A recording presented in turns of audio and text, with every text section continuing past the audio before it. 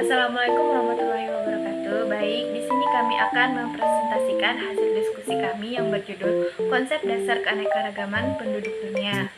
Baik, terlebih dahulu perkenalkan, nama saya Eliana dan rekan saya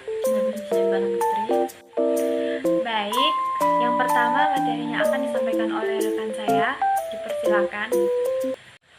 Baik, di sini saya akan menjelaskan yang pertama itu ada latar belakang yang dimana manusia terbesar hampir di seluruh permukaan bumi dengan kepadatan yang berbeda-beda tiap negaranya. Persebaran manusia di muka bumi ini tentu saja membuat keanekaragaman penduduknya, mulai dari ras, ekonomi, politik, budaya yang membuat setiap negara memiliki ciri khas masing-masing dan terjadi keanekaragaman antar negara. Ada yang memiliki kesamaan dalam bidang tertentu dan ada pula yang berbeda. Hal tersebut tentu disebabkan banyak faktor, misalnya keadaan geografis negara tersebut, jumlah sumber daya yang terdapat di sana.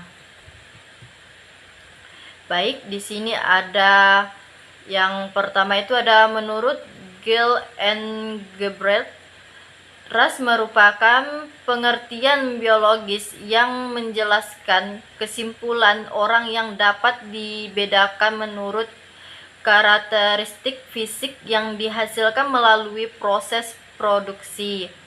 Yang kedua itu ada menurut Harburger, yaitu ras adalah segolongan manusia yang memiliki kesamaan ciri-ciri jasmani karena diturunkan, sedangkan ciri-ciri kerohaniannya tidak diperhitungkan.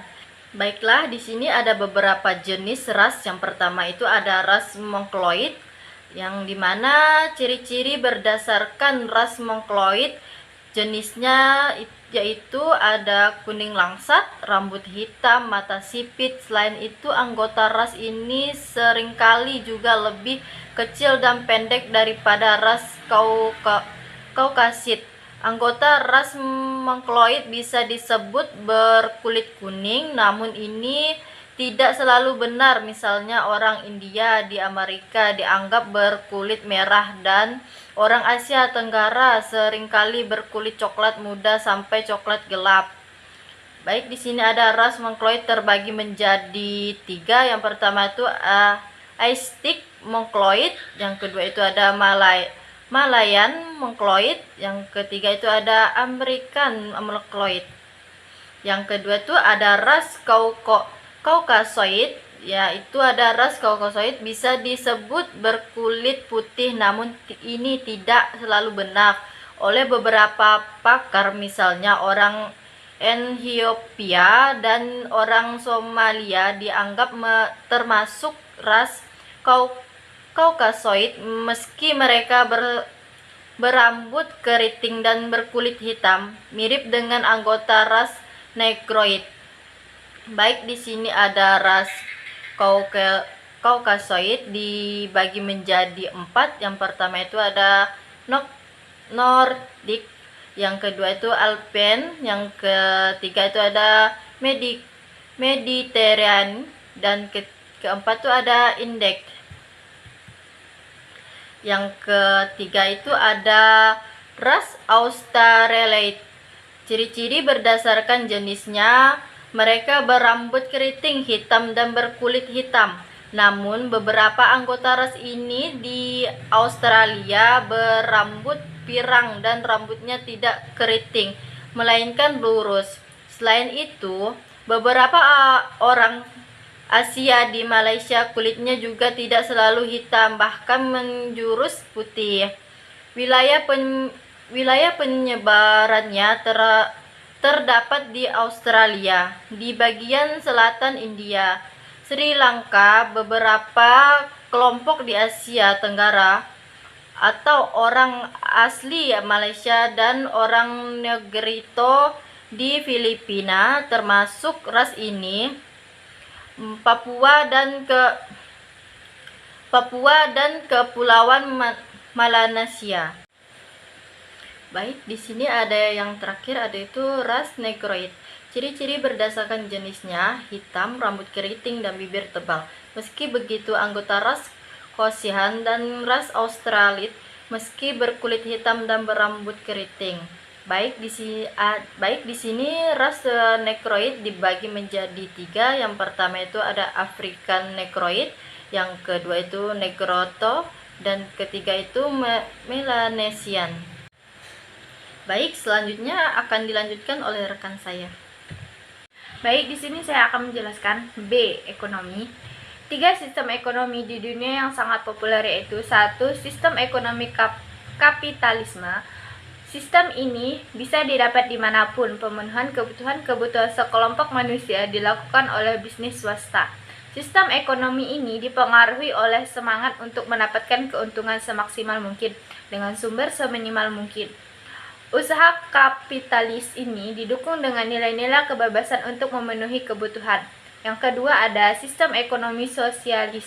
Sistem ini sering disamakan dengan istilah komunisme. Padahal keduanya memiliki perbedaan. Menurut Brinton, sosialisme menggambarkan pergeseran milik kekayaan swasta, peraturan pemerintahan dengan memberikan kompensasi kepada pemilik-pemilik swasta.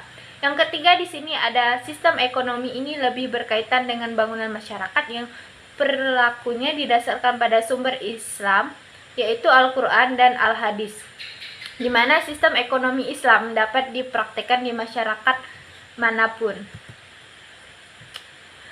Yang ketiga ada C. Politik. Politik merupakan sikap orientasi yang khas dari warga negara terhadap sistem politik dan aneka ragam bagiannya dan sikap terhadap peranan warga negara yang ada di dalam sistem itu.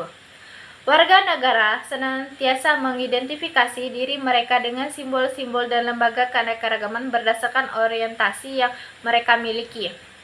Setiap negara memiliki ciri-ciri khusus baik dari segi ideologi, sistem politik, karakter kehidupan sosial, dan corak kebudayaan lingkungan alam yang tidak sama dengan bangsa-bangsa lain. Berikut ini ada beberapa perbedaan. Yang pertama, perbedaan bentuk negara. Yang kedua, perbedaan bentuk pemerintah. Yang ketiga, perbedaan bentuk kabinet. Yang keempat, perbedaan bentuk parlemen atau lembaga perwakilan.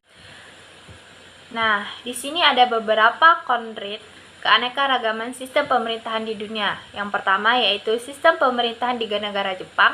Yang kedua ada sistem pemerintahan di negara India. Yang ketiga ada Republik Rakyat Cina atau RRC. Yang keempat ada Arab Saudi. Nah, yang keempat kita masuk ke aspek agama. Aspek agama merupakan dimensi fundamental yang membentuk ajaran dan praktik keagamaan. Memahami aspek-aspek ini penting untuk memahami agama secara menyeluruh dan mendalam. Nah, berikut beberapa aspek penting dalam agama. Yang pertama yaitu ada A. Kaidah atau kepercayaan. Kaidah merupakan aspek fundamental yang menjadi dasar keyakinan umat beragama. Aspek ini meliputi kepercayaan terhadap Tuhan, para nabi dan rasul, kitab suci, hari akhir, dan takdir. Yang kedua ada ibadah. Ibadah merupakan bentuk penghambaan manusia kepada Tuhan.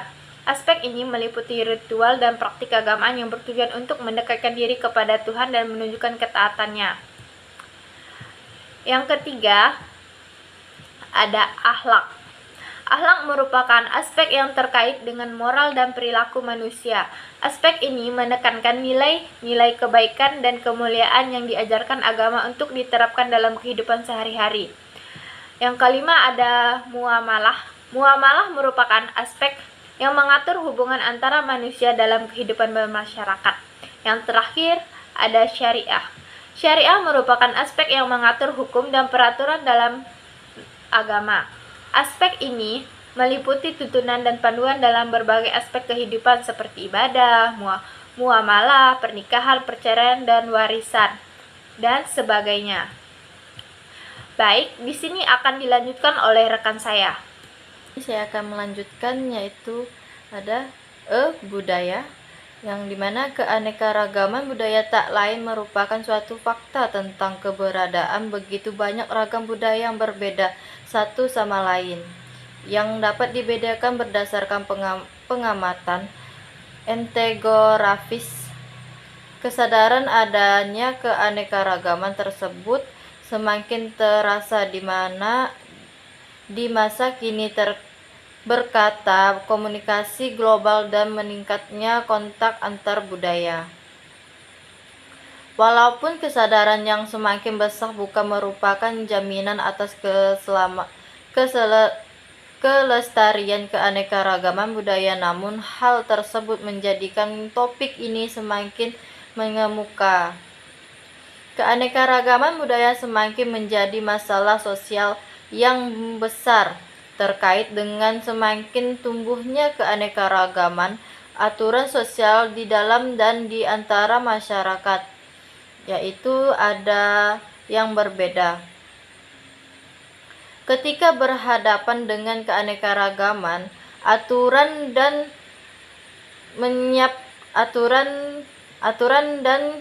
tampilan tersebut, negara terkadang bingung dalam bagian menyiapkan atau menetapkan keanekaragaman budaya sebagai kepentingan bersama. Kebudayaan adalah keseluruhan sistem gagasan, tindakan, dan hasil karya manusia untuk memenuhi kehidupannya dengan cara belajar yang semuanya tersusun dalam kehidupan masyarakat. Baik, di sini ada beberapa jenis budaya. Yang pertama itu, kebudayaan adalah segala sesuatu yang dilakukan dan dihasilkan manusia karena itu. Yang kedua itu, bahwa kebudayaan tidak diwariskan secara generatif biologis, melainkan hanya mungkin diperoleh dengan cara belajar. Yang ketiga itu, ada kebudayaan itu diperoleh manusia sebagai anggota masyarakat. Yang keempat itu, ada kebudayaan itu adalah kebudayaan manusia. Hampir semua tindakan manusia adalah kebudayaan karena yang tidak perlu dibiasakan dengan cara belajar. Misalnya tindakan atas dasar naluri, gerak refleks sehubungan dengan itu. Kita terus perlu mengetahui perbedaan tingkah laku manusia dengan makhluk lainnya, khususnya hewan. Baik, selanjutnya akan dilanjutkan oleh rekan saya. Nah, di sini ada dampak global. Keanekaragaman ras, ekonomi, agama, budaya, dan politik dunia menghadirkan berbagai tantangan dan peluang dalam bidang kesehatan dan farmasi global. Tantangan ini termasuk kesenjangan kesehatan, akses yang tidak setara terhadap layanan kesehatan, dan diskriminasi. Peluangnya termasuk pengembangan obat-obatan dan teknologi baru yang disesuaikan dengan kebutuhan populasi yang beragam, dan peningkatan kerjasama internasional untuk mengatasi tantangan kesehatan global. Nah, selanjutnya ada kesimpulan. Memahami keanekaragaman ras, ekonomi, agama, budaya, dan politik di dunia sangat penting untuk mengembangkan solusi kesehatan dan farmasi yang efektif dan adil bagi semua orang. Baik, berakhirlah presentasi kami pada hari ini. Kurang lebihnya kami mohon maaf. Assalamualaikum warahmatullahi wabarakatuh.